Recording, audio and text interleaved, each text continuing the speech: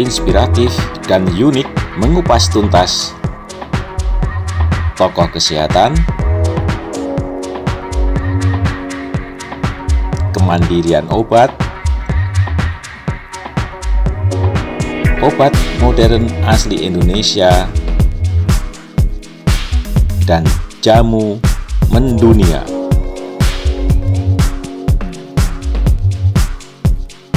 Agar Krida Sehat Channel dapat terus berkembang, mohon dukungannya dengan like, share, dan subscribe. Apa kabar sahabat Krida Sehat di seluruh Indonesia? Jamu Indonesia sebagai warisan nenek moyang bangsa Indonesia dengan resources bahan baku alam yang luar biasa melimpah di Indonesia, tentunya perlu inovasi. Nah, inovasi yang saat ini lagi ngetren kan harusnya inovasi jamu sesuai dengan kekinian, yaitu era industri 4.0. Telah hadir bersama kita Dr. Fajar Prasetya, apoteker MSc. Beliau sekarang menjabat sebagai Sekretaris Jenderal Dewan Jamu Indonesia. Apa kabar Mas Fajar? Alhamdulillah, Assalamualaikum warahmatullahi wabarakatuh. Waalaikumsalam warahmatullahi wabarakatuh. Ya.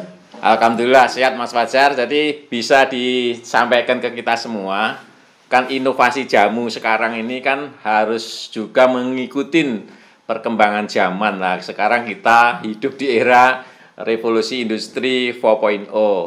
Inovasi jamu seperti apa yang harusnya kita tampilkan? Kita tetap menghargai bahwa resep-resep jamu itu adalah karya adiluhung nenek moyang kita. Tapi seiring dengan perkembangan zaman, tentunya kita juga harus memberikan inovasi-inovasi tanpa menghilangkan kearifan lokal kita. Silakan Mas Fajar. Ya, terima kasih. Salam jamu.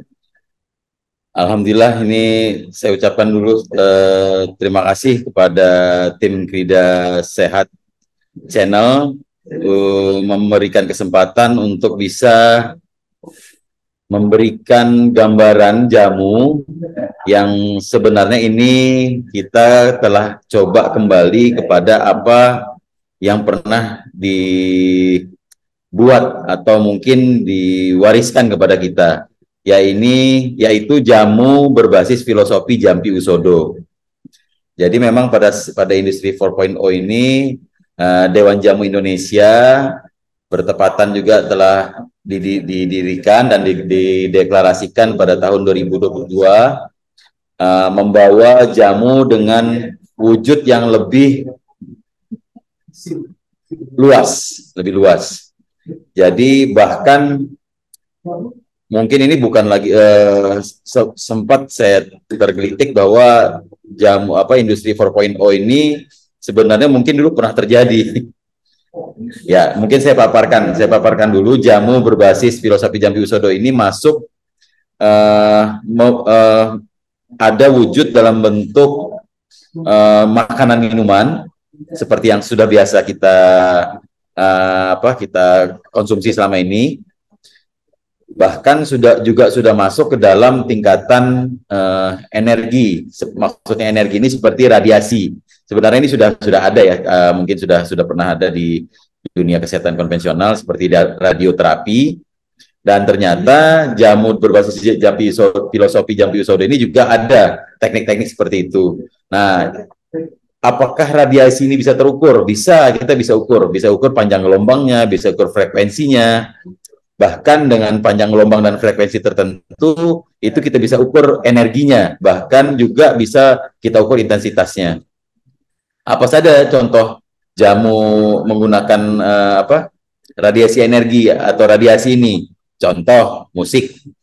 Nah, saya kira zaman dulu sudah biasa tuh dengan alunan musik, kemudian alat-alat musik tertentu, bahkan mungkin mendengarkan suara-suara atau bersemedi di alam. Nah, itu sebetulnya ada energi yang sebenarnya sangat bisa diukur. Oke, kemudian penggunaan batu-batu. Nah, itu batu-batu radiasi dari misalnya batu-batu alam, itu kan bisa mungkin kalau di Cina itu mungkin seperti batu giok mungkin gitu ya. Itu. Nah, kemudian kita coba masuk ke level yang sangat erat dengan Jampi Usodo, yaitu level penggunaan, mungkin jampi-jampian itu lebih terkenal sebagai mantra atau doa. Nah, di sini ternyata sudah sudah dibuktikan hasil-hasil riset yang menyatakan hubungan erat dan dampak dari psikis atau psikologis terhadap fisiologis tubuh.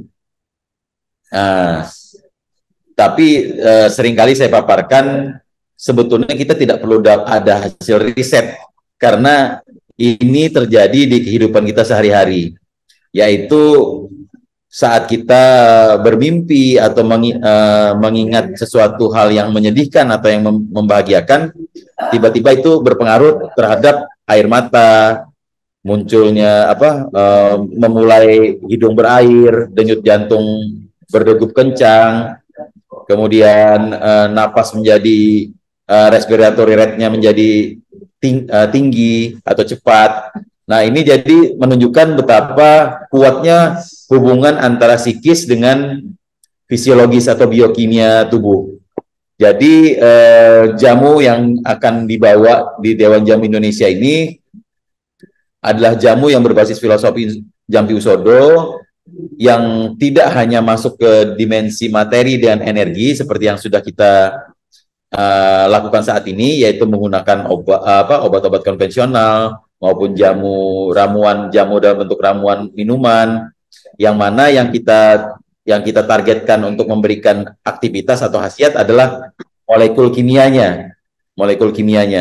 Tetapi kita akan memperluas atau memperlebar sampai ke dimensi kesadaran. Jadi kurang lebih, mungkin sebelum saya tutup untuk penjelasan ini, jadi jamu yang akan dibawa oleh Dewan Jamu Indonesia ini adalah wujudnya adalah makanan, minuman, kosmetik, pijat-pijatan, tari-tarian, musik, penggunaan batu-batu mineral alam, bahkan sampai kepada doa, kemudian pemilihan atau sugesti menggunakan kalimat, bukan kalimat itu. Dalam hal ini jamu, kalau sekarang yang kita kenal kan jamu dalam bentuk ramuan, apakah direbus atau barangkali sudah dalam bentuk kapsul atau bentuk cairan ya. Tapi jamu dalam arti lebih luas lagi, karena memang dalam pengobatan nenek moyang kita itu kan antara mungkin pengobatan dengan manual, manual terapi maksud saya, dengan mungkin doa, dengan ramuan itu menjadi satu kesatuan itu ya, Mas Fajar ya. Iya. Jadi saya kira menarik sekali, dari Dewan Jamu akan mengembangkan apa itu jamu dalam konteks yang lebih komprehensif. Lah, sekarang bagaimana kita kan sudah hidup di era digital ini ya, konsumen kita juga berubah, pola hidup masyarakat juga berubah, tentunya kan juga produk-produk jamu yang inovatif. Saya setuju berbasis seperti yang dipaparkan Mas Fajar tadi, bagaimana mengangkat hal tersebut menjadi kekiniannya, Mas Fajar, sesuai dengan era teknologi 4.0 ini. Ya, jadi dari berbagai macam wujud jamu yang berbasis filosofi Jampi Usodo tadi, mulai dari level materi hingga kesadaran, akhirnya dengan era industri 4.0 atau mungkin yang sudah ada juga menyampaikan industri 5.0 malah sangat menguntungkan untuk perwujudan jamu berbasis filosofi Jampi Usodo tadi. Jadi satu hal yang terpikirkan tadi saya. Jadi untuk terapi, kalau dulu kan harus ada barangnya tuh Pak Karyanto. Kita harus, karena orang mau beli jamunya kan harus dikirim dulu nih, harus ada produknya dulu. Nah, tetapi saat ini jamu itu sudah bukan hanya produk, tetapi juga melebar atau meluas menjadi suatu metode. Nah, jadi misalnya tentunya nih, tapi tidak untuk digeneralkan ke semua penyakit. Contoh, misalnya gangguan, ada masalah kesehatan dengan gangguan psikis atau mungkin kecemasan atau mungkin stres. Artinya jamu dengan perwujudan yang begitu luas ini bahkan bisa dimasukkan ke dalam pelayanan yang berbasis dengan digital. Karena yang kita butuhkan hanyalah suara, sugesti kata-kata, tapi ini tidak semua penyakit Pak Karyanto ya, hanya mungkin sekelompok penyakit. Itu misalnya dengan mantra, kayak kita kembali ke mantra nih. Kan banyak orang tidak percaya mantra, padahal mantra ini dia punya porsi sendiri dalam memberikan efek perubahan untuk merubah efek fisiologis. Dia punya porsi sendiri. Seperti yang tadi saya paparkan, kita dosa, artinya hanya mengingat hal-hal orang-orang yang kita kasihi yang mungkin sudah tiada, itu kan sudah mempengaruhi fisiologis kita. Nah, itu bentuk jamu mungkin yang bisa masuk ke dimensi kesadaran. Nah, apabila jamunya dalam bentuk metode seperti pijat atau mungkin menggunakan membutuhkan kontak fisik, ya ini mungkin lebih kepada iklan dan promosi.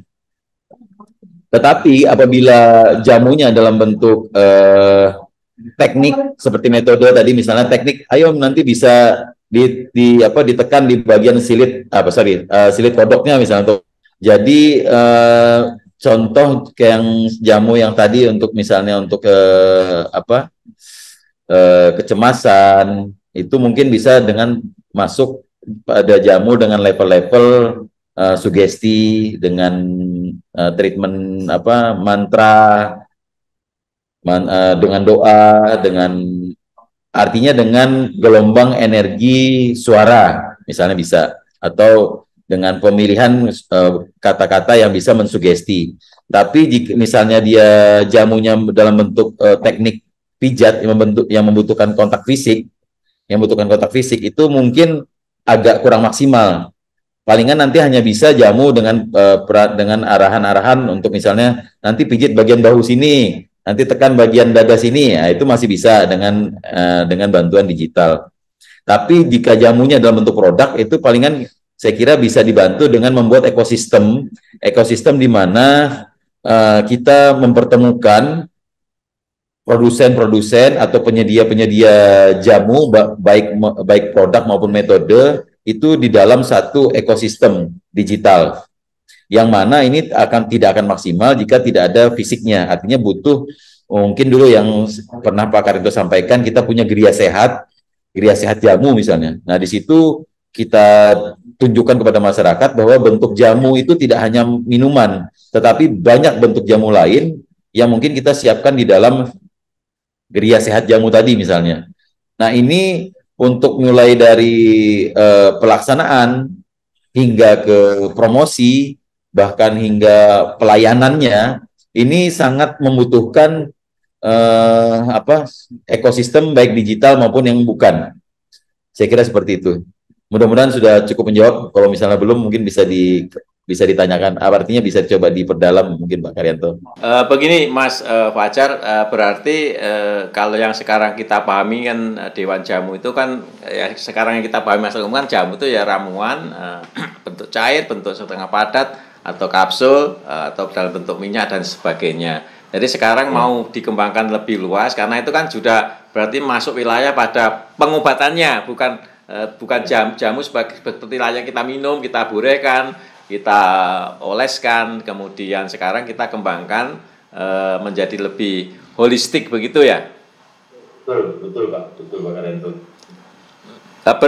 Berarti nanti sebetulnya kalau kita lihat di lapangan kan sudah ada beberapa organisasi profesi yang memang hanya ramuan aja, hanya yang terapi mungkin refleksologi, ada juga yang mungkin pijat cimande dan sebagainya itu. Jadi nanti akan dihimpun melalui Dewan Jamu itu, atau bagaimana ya strategi inovasi biar menjadi satu ekosistem tadi?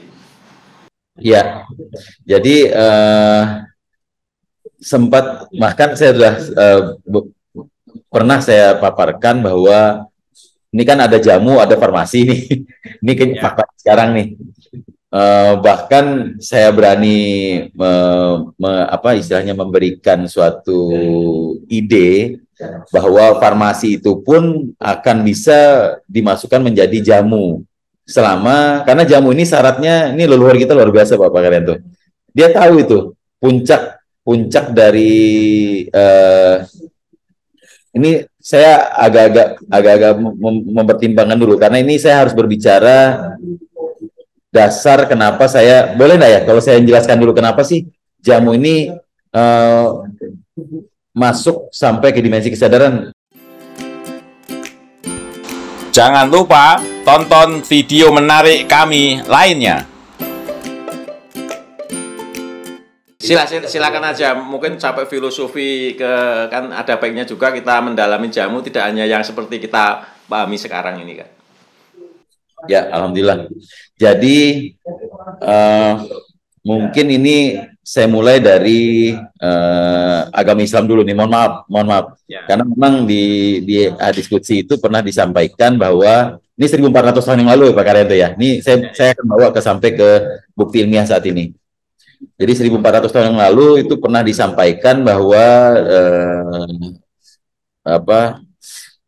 dunia ini tercipta dari nur nabimu atau Nur Muhammad.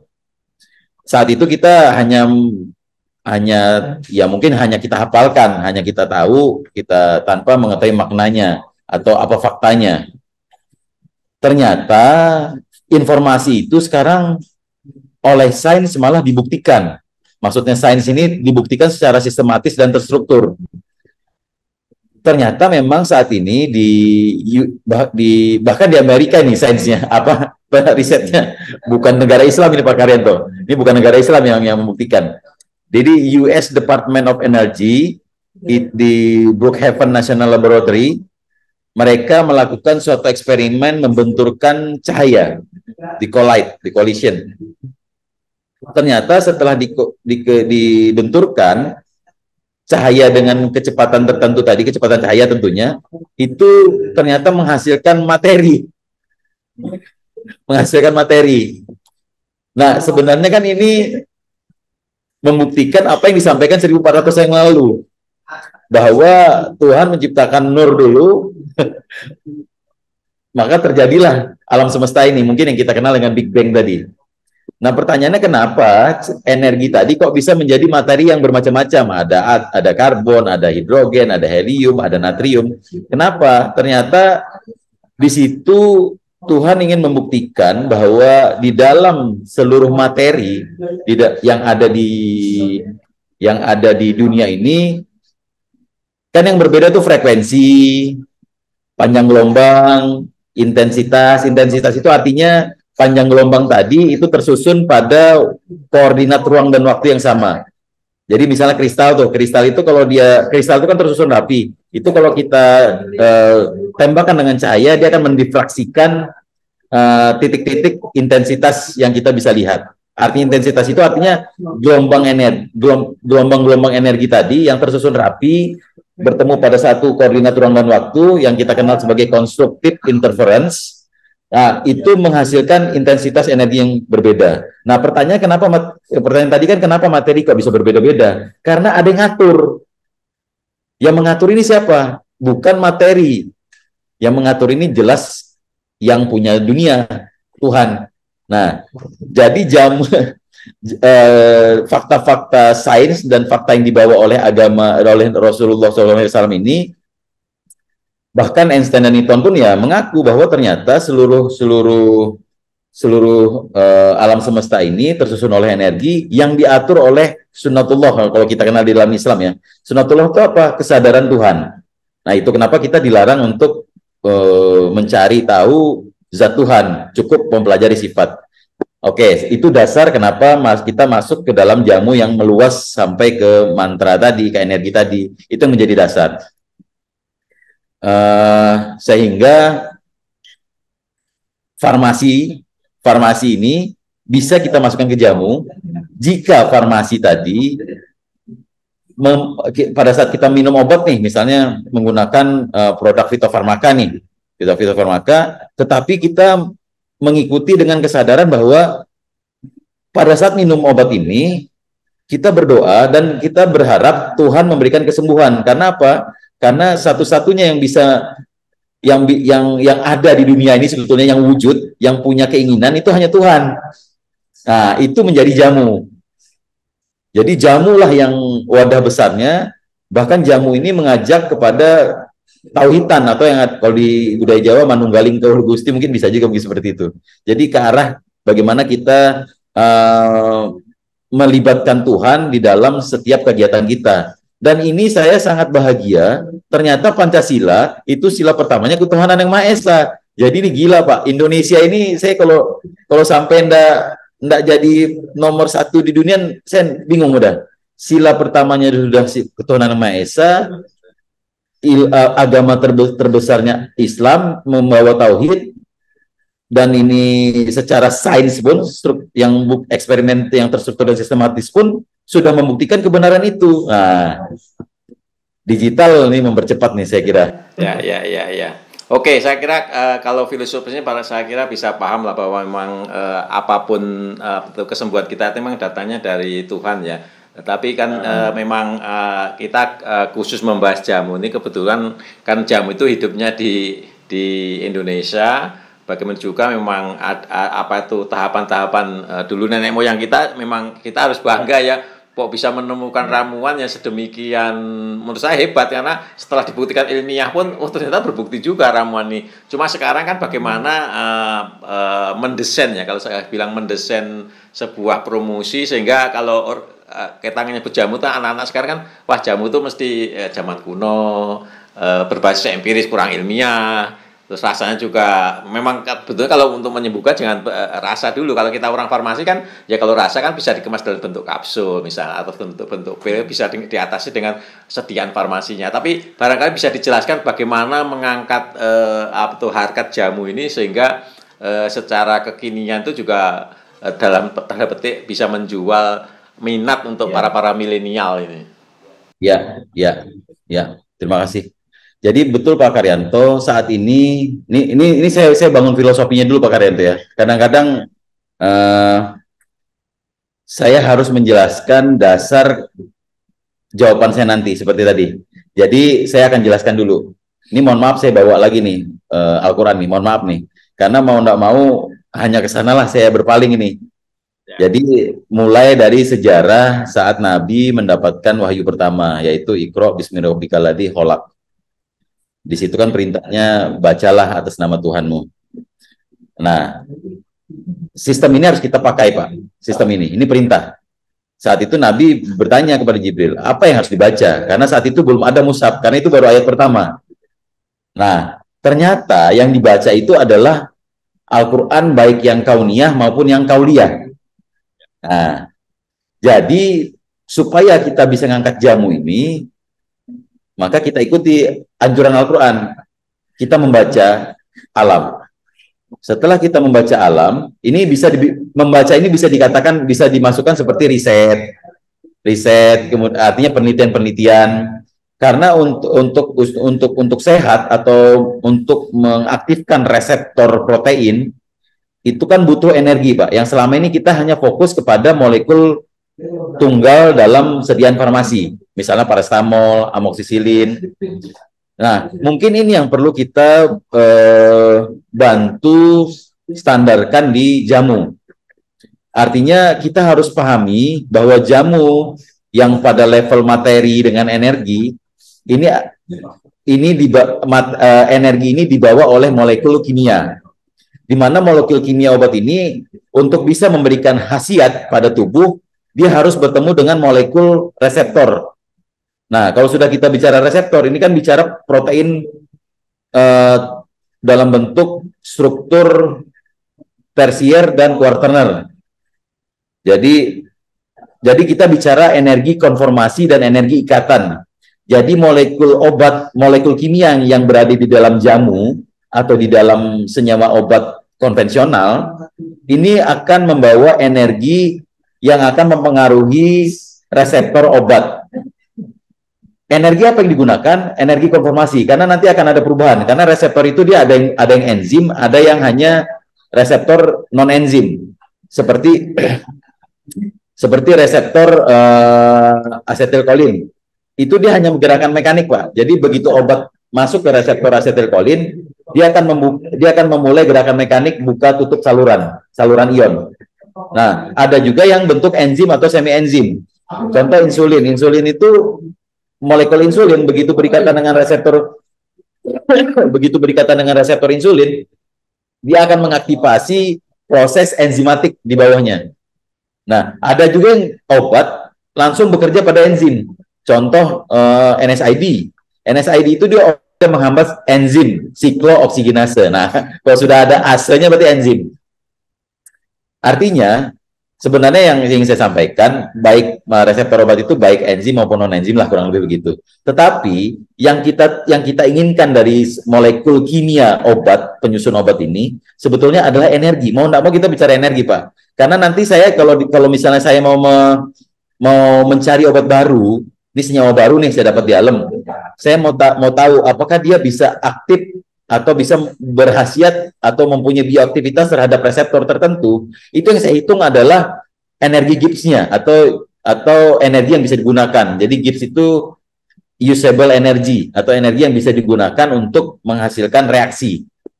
Nah, itu tentunya kita harus cari tahu entropi dan entalpinya. Nah, lagi-lagi energi yang saya akan hitung. Jadi menjawab pertanyaan tadi, bagaimana kita ngangkat jamu setelah kita ikro ini kita riset maksudnya, kita pelajari sunnatullah nih, kita pelajari apa maunya Tuhan ini. Karena Tuhan akan memberikan suatu hasil kalau kita berusaha. Syaratnya apa? Ikro dulu. Nah, jadi saat kita sudah riset nih, apa sunnatullah, apa hukum alam, apa yang terjadi di alam, bagaimana orang bisa sakit, bagaimana orang bisa sehat, siapa yang bertanggung jawab menyebabkan sakit, bagaimana karakteristik kalau dia sudah dari tadi sakit kemudian sehat. Nah, itu kita enak, Pak. Di jamu kita bisa, sementara jamu ini kan isinya molekul-molekul kimia nih. Jamu ini adalah isinya molekul-molekul kimia. Nah, kalau kita sudah punya standarisasi, artinya kalau di farmasi konvensional kita cukup satu senyawa, tapi kalau di jamu nggak bisa. Kita mungkin punya standar yang berbeda dengan standar farmasi konvensional. Artinya kita punya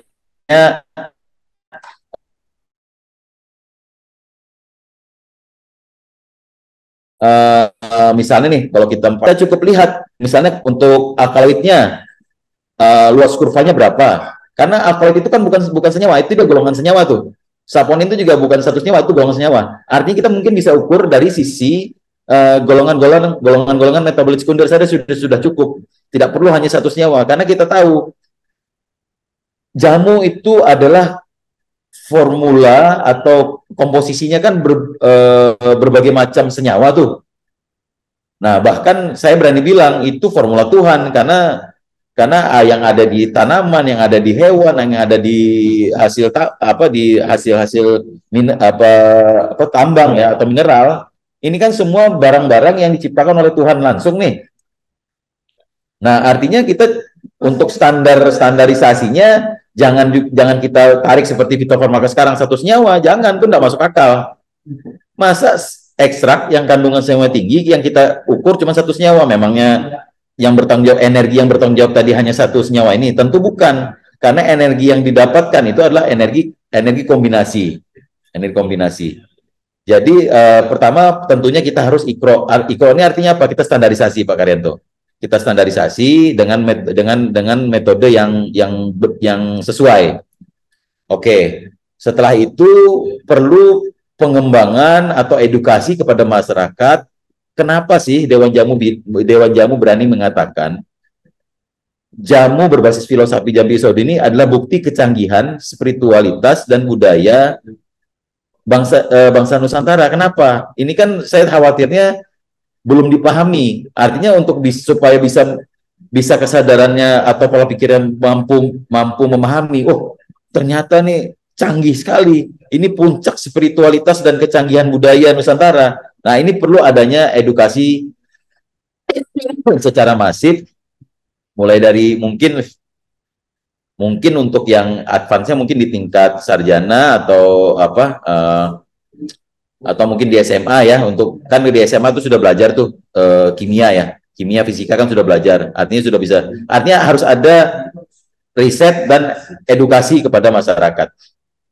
Saya kira sementara itu dulu, Pak. Kalau pragmatisnya gimana, Mas Fajar? Kalau yang kita pahami sekarang kan dari dulu ramuan hanya direbus atau kadang-kadang ditumbuk digunakan. Nah, sekarang kan diambil ekstraknya dan itu kan saya sepakat itu kan belum jadi satu molekul tapi beberapa molekul mungkin malah ratusan, ada yang flavonoid, ada yang minyak atsiri, ada saponin dan sebagainya.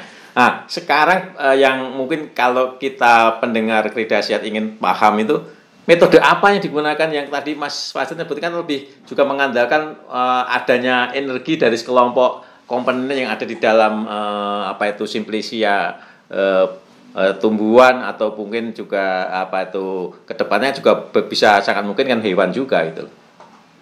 Agar Krida Sehat Channel dapat terus berkembang, mohon dukungannya dengan like, share, dan subscribe. Iya, sangat-sangat besar, Pak. Hewan salah satunya itu produknya Femin tuh. Itu kan menggunakan cacing. Nah, bagaimana menjelaskan teknologi pragmatisnya gimana itu nanti kan tadi kan disebutnya kita akan mengukur gelombang yang sesuai dengan cocok dengan target penyakit yang kita akan desain itu. Ya, kalau sederhananya saya kira mungkin masih ingat ya zaman dulu misalnya kalau orang tua dulu kan bilang ambil 5 lembar daun ini, ambil 7 lembar ini misalnya. Itu kan sebetulnya proses standarisasi, Pak. Nah, cuman karena Indonesia ini terlalu luas, artinya perlu juga kita tetapkan syariah atau batasan-batasan ini. Kalau daunnya yang tumbuh di Kalimantan misalnya, kebetulan di Kelor ada di Kalimantan, ada juga di Sulawesi, ada juga di Jawa saya kira. Nah, ini kita perlu standarisasi berdasarkan lokasi tumbuh. Jadi kembali lagi mungkin sedikit ke ilmu farmakologi ya. Senyawa tadi bisa memberikan aksi atau khasiat itu kan kalau dosisnya cukup. Walaupun kita minum paracetamol tapi dosisnya tidak cukup, tidak akan memberikan khasiat. Karena kan afinitas itu dia punya nilai. Afinitas untuk bisa menghasilkan aksi tadi dia punya nilai. Konsentrasi atau dosis. Artinya secara pragmatis harus dikerjakan riset-riset bahan baku baik tanaman, alam nih yang ini masih jamu pada level materi dan energi, Pak ya. Kita belum bicara jamu yang dimensi kesadaran tadi. Itu nanti pada akhirnya harus disentuh dengan kesadaran. Tapi ini untuk standarisasi materi dan energi. Kalau standarisasi kesadaran saya kira agak sulit. Nah, pragmatisnya kita harus punya data riset berbasis lokasi. Karena tanaman atau hewan itu kuantitas komponen tadi yang saya bilang saponin, alkaloid, tanin itu kan akan berbeda-beda di tiap lokasi. Tetapi jenisnya selalu itu. Nah, artinya kita harus punya standarisasi di setiap lokasi sehingga nanti untuk bisa penentuan dosisnya akan mudah. Oh, nanti kamu mau minum jamu ini takarannya, karena semua itu harus ada takaran. Semua itu harus ada takaran. Nggak bisa minum jamu, nggak ada takaran, itu nggak bisa. Nanti malah dibilang jamu itu jelek. Padahal memang dia nggak cukup dosisnya atau takarannya. Sehingga kita akan muncul nih, kita produksi jamu gendong di sini. Nah, ada standarisasinya untuk jamu untuk yang misalnya untuk yang nyeri pinggang atau untuk yang jamu untuk sakit mah atau jamu yang untuk menurunkan panas. Itu kita punya standar. Mau beli simplicianya saja, mau pakai simplicia kering, mau pakai simplicia segar, nggak ada masalah. Cuman kita sebagai mungkin nanti ada divisi khusus di pemerintahan yang menetapkan standar kalau mau untuk jamu misalnya Dinas Kesehatan nih mengeluarkan formulariumnya untuk jamu penurun panas sekian gram pegagan misalnya. Kalau yang di Kalimantan sekian gram misalnya, kalau yang di Jawa sekian gram. Itu kan harus ada dasarnya, Pak, dasar pijakannya. Apa dasar pijakannya? Itu tadi data riset tadi yang mengetahui kandungan metabolit sekunder lah, katakannya seperti itu yang ada saponin, flavonoid, tanin tadi itu sudah sudah kita sudah kita riset, sudah kita buat formulariumnya. Itu sangat sederhana.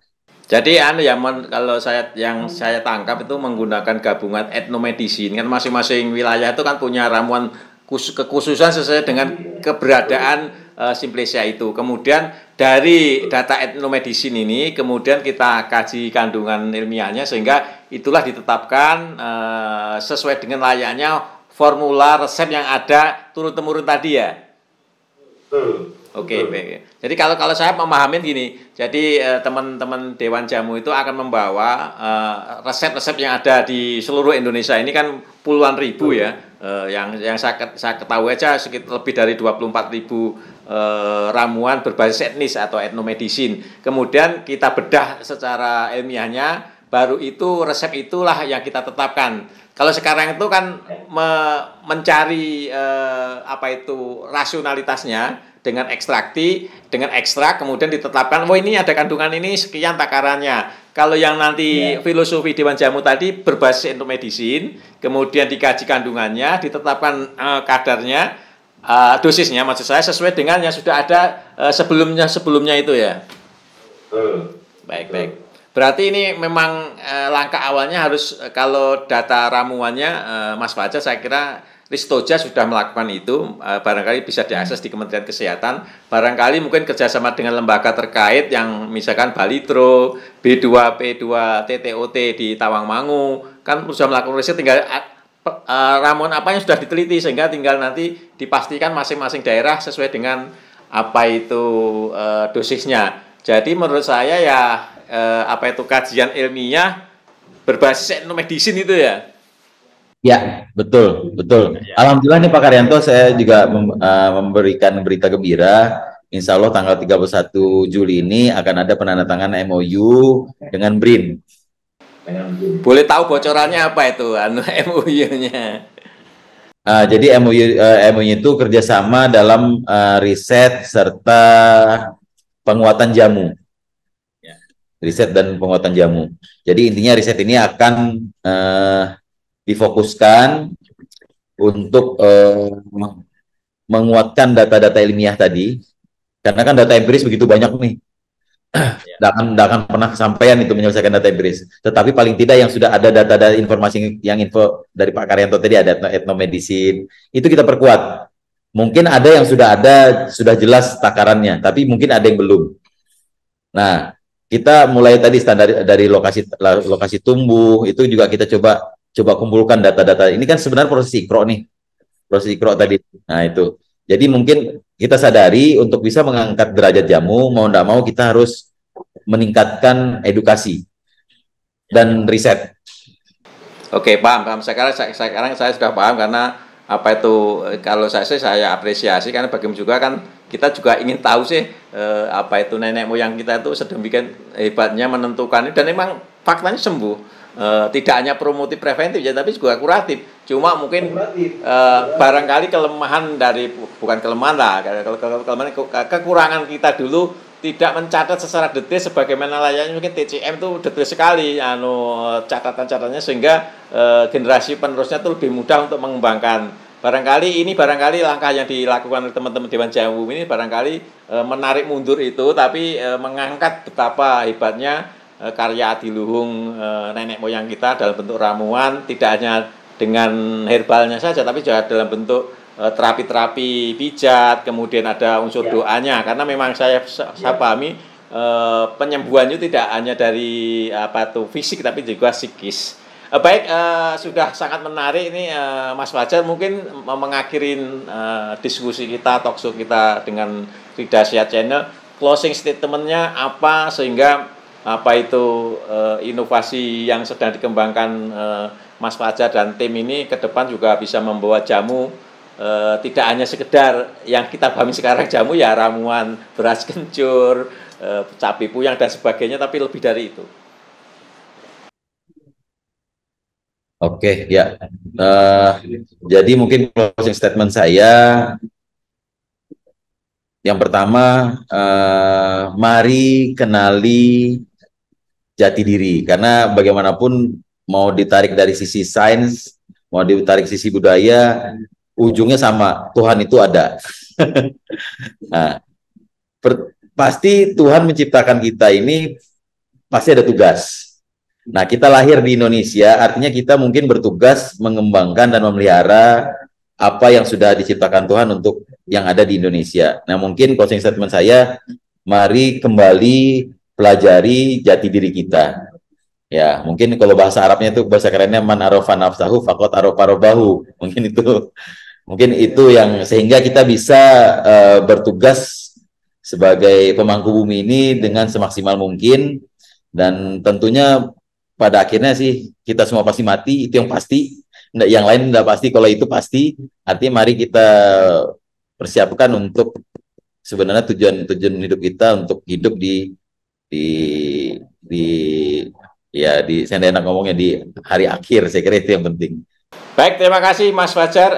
Kita semua mendapat insight baru bahwa jamu yang akan dikembangkan oleh Dewan Jamu Indonesia adalah jamu yang holistik, tidak hanya bentuk ramuan, tapi juga dalam bentuk terapi, mungkin manual, mungkin juga perlu ada dukungan doa, dan juga kajiannya juga benar-benar berbasis ramuan-ramuan yang sudah ada empiris, yang mungkin sudah ratusan tahun, sehingga melengkapi data betapa hebatnya nenek moyang kita sudah menemukan formula yang tidak mengenal farmakologi, ya, beliau-beliau ini tidak mengenal fitokimia, fitoterapi, tapi bisa melakukan satu kombinasi. Ini pasti ada sesuatu yang dilakukan, dan barangkali karena kita nggak ada catatan yang detail, barangkali apa-apa yang akan dilakukan oleh rekan-rekan Dewan Jamu itu menelusuri sejarah kehebatan ramuan jamu dengan kekayaan teknologi yang kita kuasai sekarang. Terima kasih Mas Fajar, sukses selalu untuk Dewan Jamu Indonesia.